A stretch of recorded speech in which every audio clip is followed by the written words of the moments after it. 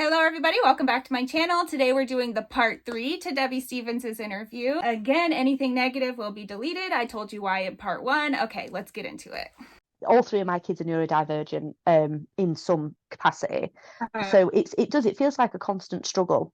But yeah, it's one that I feel it's my duty to make sure that they mhm, don't have to recover from their childhood the same way that I had to. I support other people in other communities that are also neurodivergent. I support neurodivergent and disabled people in my faith community. And I've won awards for that because of safe spaces and stuff like that. yeah, And I created the world's first online fully accessible festivals for my faith community a fair few years ago, and they're still doing that, even though I've mhm, sort of mhm. moved on from that and left others to do it. And I support neurodivergent university students. In fact, I've just launched the Neurodivergent Student Network very, very recently, working on trauma and trying to help people to understand the way that our brains differ in managing trauma, processing trauma, responding to trauma, reacting to trauma, which are two different things, reacting and responding. Neuronormative society does not understand this, but reactions and responses are very different. It gives my life purpose, I suppose. In between the panic attacks and the inability to eat 3 full meals a day and not being able to hydrate and constant pain management clinic appointments and trying to decide if today I need my walking stick, my crutches, or my wheelchair. It passes the Yeah, time. yeah, that's what I meant when I say that I see how much you support people that aren't typically supported, because I've seen so much of how you've gotten involved, how you've tried to help people have a voice, how you've set up organizations and clubs and spaces for people to express themselves. I think that's awesome. And your kids are very lucky because they have a mother that can understand where they're coming from and fight for their needs. And unfortunately, they're still going to experience the same things that you have experienced, but I'm so glad that they have you to help them navigate the world and hopefully not suffer from the same disorders that you've developed because of how the world treated you. You sound really intellectual yourself. Like I've noticed through reading things that you've written and even speaking to you now, you're very well spoken and you're just sounds really smart. Did you have continuing education, or are you like a, I'm guessing you're a Um, college I was classed. No, not the way that you Americans think of it. No, I was classed as a gifted child when I was in my teens, when I was in high school. But again, didn't know I was autistic. They told me I had ADHD. Told my mum I had ADHD in my teens, but told her not to tell me because I'd use it to get attention. So, Oh, but yeah, I was classed as a gifted child. I was doing I don't know what you'd call it in America, but they call them GCSEs over here. So it's like your school leavers exams, oh your high yeah. school leaver exams. Mhm. I was doing GCSE level English work when I was in like before I was even in high school. Just for fun. My teacher just gave it to me for fun. These days, they'd give it to me and I'd get credit for it. But back then, in the Yeah. area that I lived, we didn't have the financial resource. It's a really poor area, so we didn't really have the Mhm. financial resources that if you found a genius that you'd be able to make use of it. Not that Yeah. they called me a genius. I never used those words. But I'm in Oh my university gosh. now. Are But you? no, I am. I went back when my oldest started high school and I started seeing the same things happening to her that happened to me. I lost my Mhm. temper, and when I lose my temper, I get productive. So I said, if this system's going to change, it needs people to change it from within. And I might only be one person, but if a lot of one persons do the same True. thing, then change will happen. So I went back to university to become an educational psychologist so that I could change that system from within and help as many students as I could. But I very, very quickly learned that educational psychology was not the problem. The problem went even deeper than that. So then I decided to become an educational neuroscientist and get to the real nitty gritty of the thing. But the maths absolutely broke me because I've got severe dyscalculia, which is dyslexia, but with numbers, With no, to the point where I was looking at these graphs and these equations that they wanted me to learn. And in psychology, which is sort of you've got to do the psychology before you move on to the neuroscience, um, they've got all of these equations to justify the participants that they're using and to show how those participants sit within the framework of society. And the way that they were explaining them basically made it very, very clear that all of these equations that they were putting to make these numbers work were to prove that people like me don't exist. That people like me are an aberration. We should not exist. We do not exist. We just make things more complicated. And I refused to break my brain with maths in order to prove to myself that I shouldn't exist. So I quit the degree halfway through. Although I do have a certificate of higher education in psychology, so I can go on to the masters if I want when I finish the degree. And I've decided to just screw it off, and I'm doing creative writing instead and English literature, and I'm just going to get stuck in Austen like when I was a kid, and do that instead, and just be completely selfish by doing that instead. But while I'm doing that, I am still talking to universities. I, a couple of years ago, helped one of our universities to write their support for neurodivergent surgical interns for their programs, and I've spoken at other events and helped write policy and teach staff and things like that. So I'm still doing it. I'm just not going to break my brain with maths in order to do it anymore. But it's difficult. I mean, I know you've already done some creative writing, but you're really good at that, and I can't wait to see what you put out in the future. I used to be, but writing for science, academic sciences, is really, really hard, and it's not the kind of style of writing that it's not the style of writing that comes naturally to me. And so because I worked so hard to try and do that, now I feel like I can't do that, all the creative writing that I used to do. When you're writing words, there's something. Have you ever watched anybody play the piano? Yes. And the way that their hands move on the keys and that fluidity of it that makes that tune and just carries you away with it. That's what words do to me.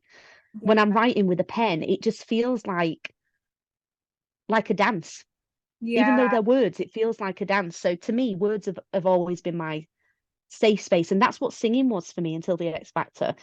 The only time that I was allowed to express any kind of emotion growing up was when I was singing. It was the only time it was acceptable, socially acceptable. So I sang a lot, and to be told that I was no good at the only thing that, admittedly, my mum watches this, it's probably going to upset her that I say this, but if I didn't have singing as a kid, I wouldn't be here. I'd have killed myself. And to be told that the thing that kept me alive was something that I wasn't good at. I mean, you don't have to be good at something to enjoy it, but that's something that society is telling us now. It's certainly not something that we were told back then. That's really sad to know that this one small Xfactor clip that was completely manipulated, didn't show the true reality of the situation whatsoever, has greatly impacted your life in such a big way, in so many ways, because you can't even just zoom in on or two things that it has affected. It has affected everything about your life. And it has affected getting jobs. Even you know, I mean, I can't work at full time at the moment because, again, I look after my 3 neurodivergent children, and I have seizures and things, and nobody will employ you when you could just flop to the floor any minute, you know. It's a bit unsafe. But but before that happened, when I was trying to get work, people would recognize me, and I actually had someone in an interview laugh in my face. Oh my God, I've just realized where I recognize you from. Literally laugh in my face in such an unprofessional way that these days my immediate thing would have been to get a solicitor and get some kind of disciplinary action going, because that is completely unprofessional. Absolutely. But at the time, it was just another thing that I thanked her for a time, got up out the chair and left, because I was just so defeated by it.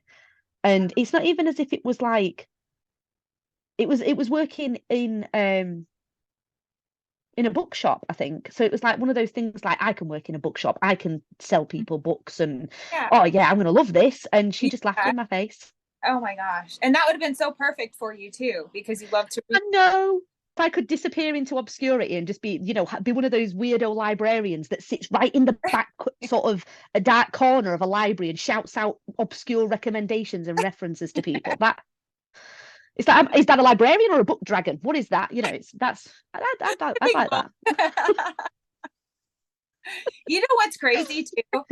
You've never been compensated, have you? Compensated for your appearance on the Xfactor. You never got a dime.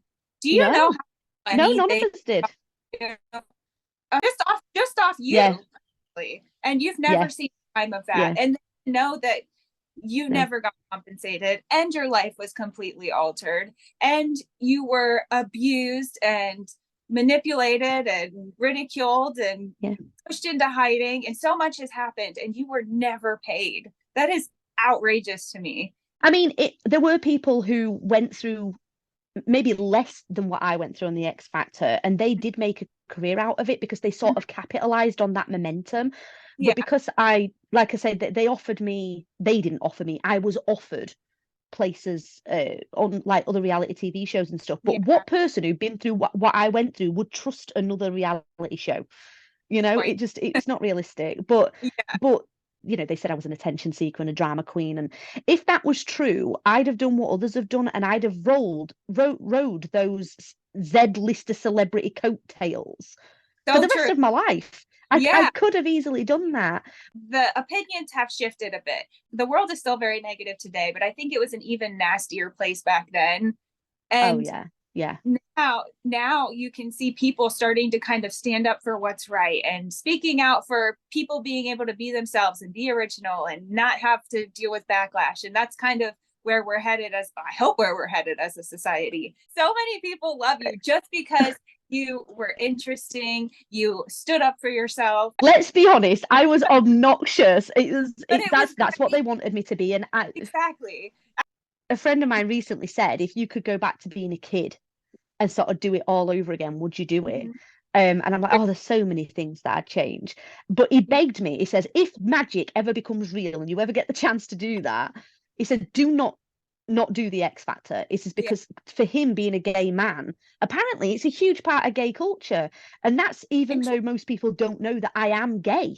Wow. You know, Because I know it's that. like, I know. And I no, feel like, I married a guy, uh, and everybody just assumes that because I'm married to a guy that I must be straight. But the thing with my husband is, until I met him, I hadn't been safe for a day in my entire life. mm, And it was this person who made me feel safe. And it doesn't matter whether that person was a man, a woman, trans, non-binary, it wouldn't have mattered who it was, that yeah, feeling of safe. yeah. And he has no expectations of me. He was the first person I'd ever met that had no expectations of me whatsoever. He just enjoyed being with me, and there was no artifice, and there's still no artifice and no expectation. I love your audition. I love it. But it's going to be hard to enjoy knowing the backstory of what actually took place, which is totally fine because I've enjoyed that audition long enough. And it's time for people to understand what the contestants actually went through, how much they had to overcome after. Because in our minds, you just go, we see the audition and you just move on with your life. I We don't tried. how I much tried to actually. move on, but yeah. But you're right about the whole, they've made so much money off me. I haven't seen a single penny of it because you sign your right away for Yeah. that. There are people out there that they're making millions off. And it's not even And just that audition. It's all the YouTube videos, it's all the TikToks, it's the Facebook page, the media that makes money off running the story. So many yeah, people have made money off of your name and your audition, and you haven't seen a dime of it. That's why no. when you come onto the interview, I was like, if I make money from this interview, she's getting half of it. Like it wouldn't be fair to bring her on and just profit from her and not share that with her. If this was any other industry, I would have been financially compensated. I could have gone to a solicitor and said, they have done this to me. I can now no longer work in my chosen profession, which it was. I was working as a singer. And they took that away from me with this traumatic event. And how much money have they cost me? How many? I mean, it's been 17 years, and all that 17 years of lost income from a job that pays relatively well. It's not a job that, it's not minimum wage. It's a decent living if you do it full time.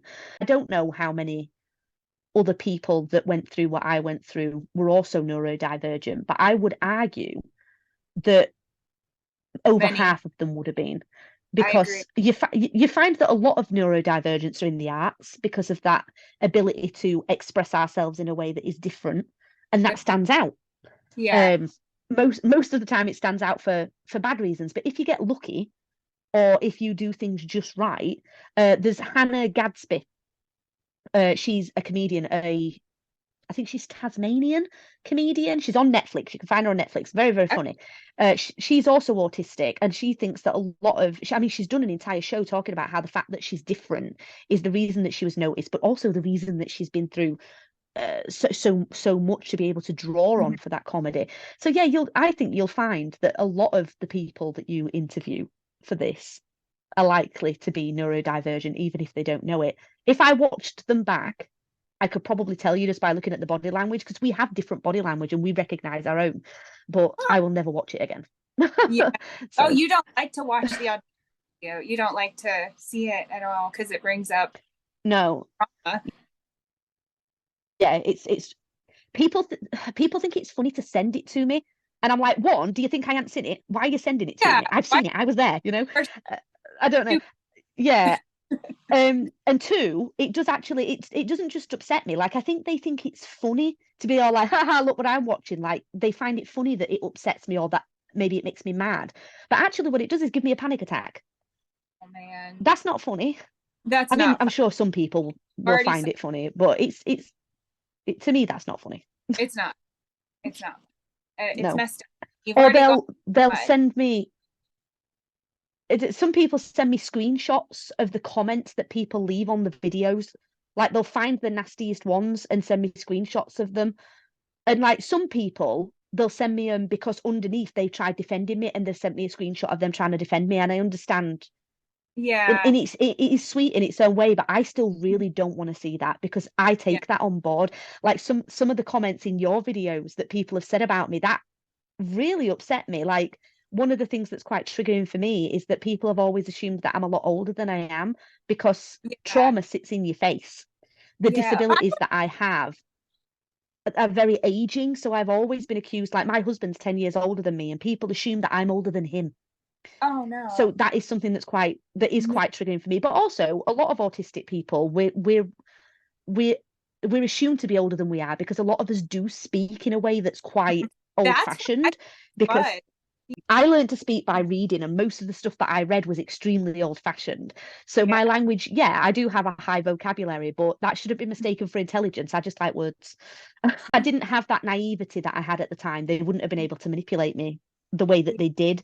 Well, And that's I have true. been called childish my entire life, but it's Uh, not a childishness, it is a naivety.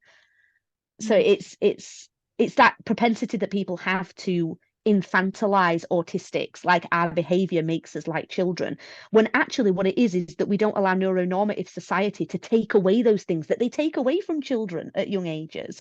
So and the naivety is one of them, which I do wish I had lost at a much younger age, but I didn't. And I wonder how much of the X Factor thing, like me, I go into problem solving mode when I see an issue. My automatic thing is, I need to fix this for people, because I had been conditioned into believing that I had to prove that I was worthy to be in any kind of space, because wasn't just automatically allowed Mhm. space. So being in that room, it was overwhelming. It was too hot, and my brain was grasping at something to do to manage Right. this. And again, I didn't think like this at the time, but it's sort of looking back, knowing now what I know Right. about mental I do. processes and that kind of thing. And Mhm. I do think that talking to the producers about the water, and talking to people about managing the water intake, and talking to people about managing the heat and things like that, is managing the light for me. I feel like that was me my brain grasping at, I need to fix something needs doing, because this is all That. wrong. Um, Yeah. and I think if the room had been more comfortable, I might have been able to just sit there in the corner and just wait. Maybe Hmm. I might be wrong. That And might maybe just be my not. adult brain looking back, but No, it it's makes a lot of sense. It makes so much yeah. sense. They saw you beforehand and thought, "Oh, let's take this one." The other reason that I think they manipulated me as well is that in the first audition, which was weeks before, they actually said to me, "You need to be a bit more, more." I was like, I don't understand. That, well, you've come in here and you've sung and it was very nice, but if you're going to get on TV, you need to stand out more. And I told my mum that they said it, and she was like, "Who stands out more than you? You're obnoxious." I was like, "I know, right?" Like that. She weren't being mean. It was a thing that had been said to me my whole life, so we were making a joke out of it. It's like I stand out without even breathing. People notice me, and I don't like it. So for someone, the entire thing of the X Factor was people telling me the opposite things to what people had told me my entire life. You know, you're not obnoxious enough. You've got no stage presence. You can't sing. Is the exact opposite Oh to my what I've God. been told my entire life by everybody that I'd ever met. And it's like, okay, which is correct? Which is right? Okay, I know I'm obnoxious. Do I need to dial it up? Do I need to dial it down? And that one was easy. It was obviously on TV, you need to be more. So that one I kind of shrugged off. But I've been told my entire life that I was a good singer. But then there were other people in my life that they could not hold a tune to save their lives. But because they were popular and wanted to sing, people told them that they could sing. Everybody Yeah. knows someone like that, thinks they can sing, and everybody's Yeah. like, "Oh yeah, you're really good," but like, really, you know that they're not. Everybody knows someone like that, and I started to believe that I was one of them. Like, why would they tell me I was good if I wasn't? I'm not popular. They Yeah. didn't care about my opinion, so were they just doing it to be cruel, so that I put myself in a situation where they could laugh at me? And this is the X Factor, that thing. And it took me a really long time of talking to people in the industry that work with people on a regular basis that had no skin in the game. It did not matter to them if I was a good singer or not. The only point was to they answer my question because, you know, there was no there was no motive they could possibly have for lying to me. Who told me, yeah, you're a good singer. One guy who I work with, I mentioned him before, Dylan, I'll mention him again, is the only person I feel safe singing in front of Uh-huh. these days because he's the studio that I go to. And when I said to him that I was coming back to him, he couldn't wait. And then I got in the studio with him and he said, "You've still got it. You can definitely still sing. There's something to work on, obviously, but you can definitely still sing. And I've missed you." And it was just the fact that he told me that he'd missed hearing me sing. I was like, okay, so maybe I'm not Oh. bad. No, you you're know, not.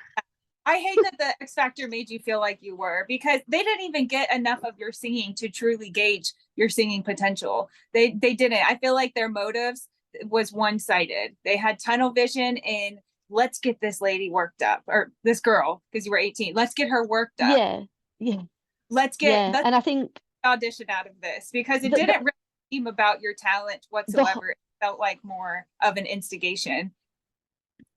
entire setup of the show was never about whether people could sing. They wanted people to walk in, look like supermodels, look like the kind of person that they could manipulate. They wanted someone they could manipulate. They wanted someone that they could groom. And I use that word deliberately, groom, because Mm. that is exactly what they wanted. They wanted to groom someone into the picture that they already had in their mind. By the time Yeah. they got to seeing those auditions, they knew what they wanted that year.